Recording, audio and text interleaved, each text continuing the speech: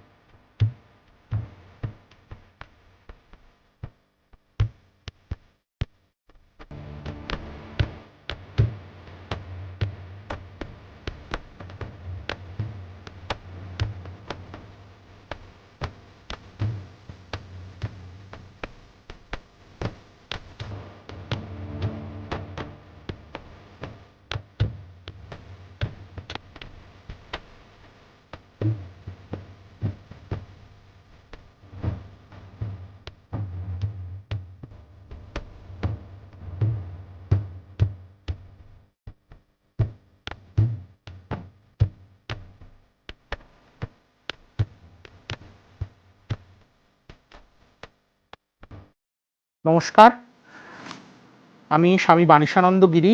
আজ আমরা গুরুপাদপদ্মে সকলে সমবেত হয়েছি গুরুপুষ্য যোগের এই পূর্ণ সন্ধ্যা লগ্নে। আজ আমাদের উদ্দেশ্য ছিল গুরু পূজন মূলত, কেননা এই গুরুপুষ্য যোগের যে যোগটি এটি খুবই দুর্লভ, দেবদুর্লভ বলা যেতে পারে। এই যোগে যে কোনো ক্রিয়া অত্যন্ত ফলপ্রসূ হয়, আর গুরুই হলেন ইষ্টের সাকার মূর্তি। ইষ্ট উপাসনার যা ফল, গুরু দেহে উপাসনার ফলও তদ্বৎ। সেই কারণে আমরা সমস্ত গুরু ভাইরা আজ সচেষ্ট হয়ে সহস্রপদ্ম দ্বারা গুরুপাদপদ্মে অর্থাৎ প্রত্যক্ষ গুরুপীঠে সহস্র কমল দ্বারা সহস্রনাম অর্চনে রত হয়েছিলাম। এখন সেই কাজ সমাধা হলো। গুরুর কৃপা প্রার্থী আমরা প্রত্যেকে। गुरुर् ब्रह्मा गुरुर्विष्णु गुरुर्देव महेश्वरः गुरुरेव परम ब्रह्म तस्मै श्री गुरवे नमः।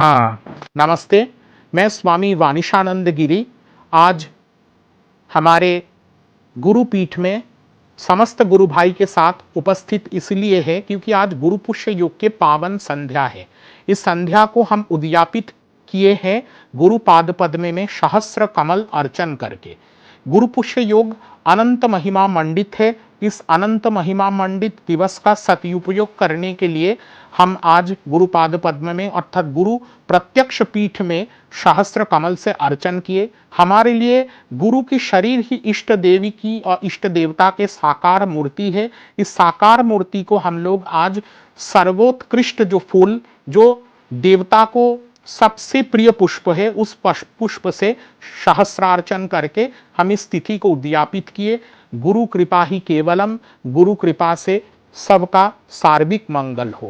गुरुर्ब्रह्मा गुरुर्विष्णु गुरुर्देव महेश्वरः गुरुरेव परम ब्रह्म तस्मै श्री गुरवे नमः। ओम नमो नारायण। गुरु ब्रह्मा गुरु विष्णु गुरुदेव महेश्वर। ये पावन अवसर में हम लोग सब एकत्रित हुए हैं गुरु भाई लोग। गुरु के पादपद्म में 1000 पुष्पों से हम लोग अर्पित किए हैं। गुरु के पादपद्म में हम लोग हमारा मन के पद से गुरु को पूजित किया है। ओम नमो नारायण। ओम गुरुर्ब्रह्मा गुरुर्विष्णु गुरुदेवो महेश्वर गुरु साक्षात परम ब्रह्म तस्मै श्री गुरवे नमः। आज हम सभी गुरु भाई एकत्रित हुए हैं गुरुपीठ पे गुरु पूजन पूजन पे। आज इस मलमास के शुभ पार्वन में गुरु पुष्य योग पे हम ये शुभ अवसर पे गुरुदेव का सहस्त्र कमल से अर्चन किए हैं और हम लोग यही चाहते हैं कि गुरु कृपा हमारे ऊपर सदा वर्षित हो।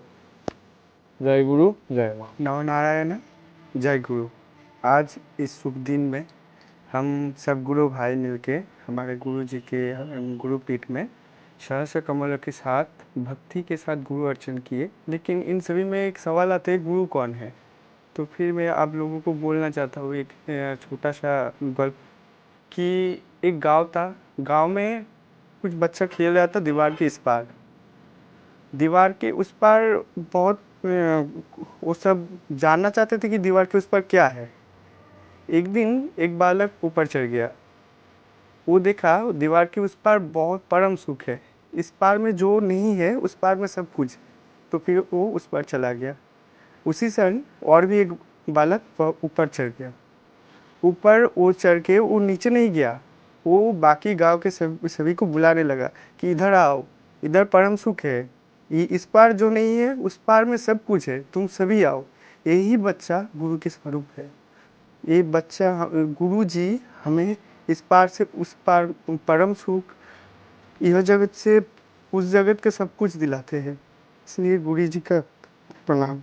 आचार्य ब्रह्मण मूर्ति शास्त्र বলছেন আচার্য যিনি, যিনি মন্ত্রদ্রষ্টা, মন্ত্রের উপদেশকারক, যিনি মন্ত্রদাতা, তিনি ভগবানের সচল বিগ্রহ। তাই শ্রীমদ্ ভাগবতে বলা হলো আচার্য মাং বিজানিয়াত, কেবল আচার্যই আমাকে জানতে পারে। কিন্তু আচার্য শুধু জেনেই তৃপ্ত হন না, তিনি জানেন এবং জানান। তিনি নিজে আস্বাদন করেন এবং শিষ্যদের আস্বাদন করান। এই জন্য আচার্যের এত আদর।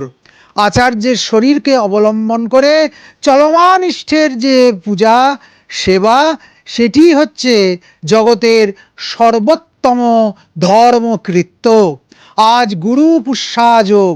এই গুরু পুষ্যাযোগে বৃহস্পতি এবং পুষ্যা নক্ষত্র একত্রিত হচ্ছে এবং সেই একত্রিত যোগে যারা গুরু অর্চন করবেন, গুরু মহিমা শ্রবণ করবেন, গুরু সন্নিধানে আসবেন, যারা গুরু পাদপদ্ম লাভ করবেন, গুরু কৃপা অনুযায়ী চলবেন, এমনকি গুরুর শাসনকেও যে আশীর্বাদ স্বরূপ জ্ঞান করবে, তারই ইহজাগতিক কর্মবন্ধন, পরজাগতিক সমস্ত বন্ধন দূরীভূত হয়ে যাবে।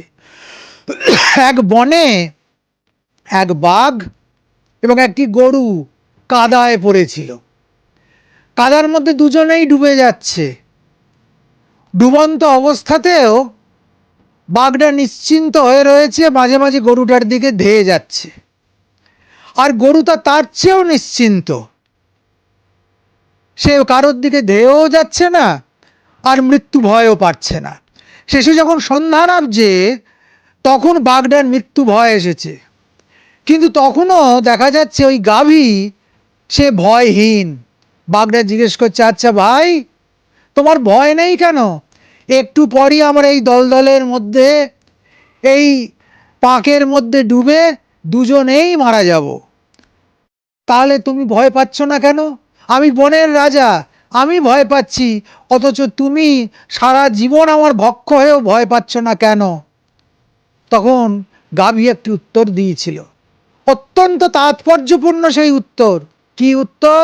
বলল, দেখো, তুমি বনের রাজা হতে পারো, কিন্তু তোমার কোনো মালিক নেই। দিনের শেষে কেউ তোমায় খুঁজতে আসবে না, কেউ তোমায় ডাকতে আসবে না, কেউ তোমার সংবাদ জিজ্ঞেস করবে না।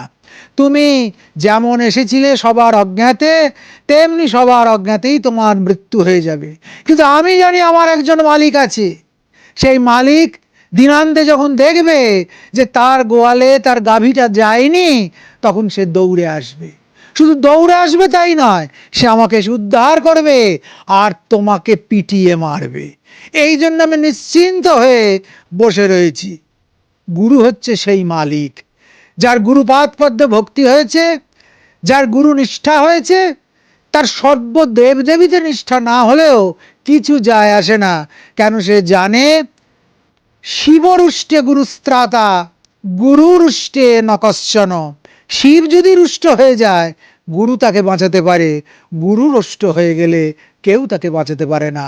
এই অনন্য শরণাগতি যে শিষ্যদের আছে, যে শিষ্যরা চোখ কান নাক বুঝে গুরুপাদ পদ্মে নিজেকে সমর্পিত করে দিতে পেরেছে, সেই শেষ পর্যন্ত অধ্যাত্ম জগতের রহস্যময় মার্গ ভেদ করে পরমালোক লোকে দিব্যজ্যোতিতে পরিপূর্ণ হয়ে উঠতে পারে। জয় গুরু শ্রী গুরু, জয় গুরু শ্রী গুরু, জয় গুরু শ্রী গুরু।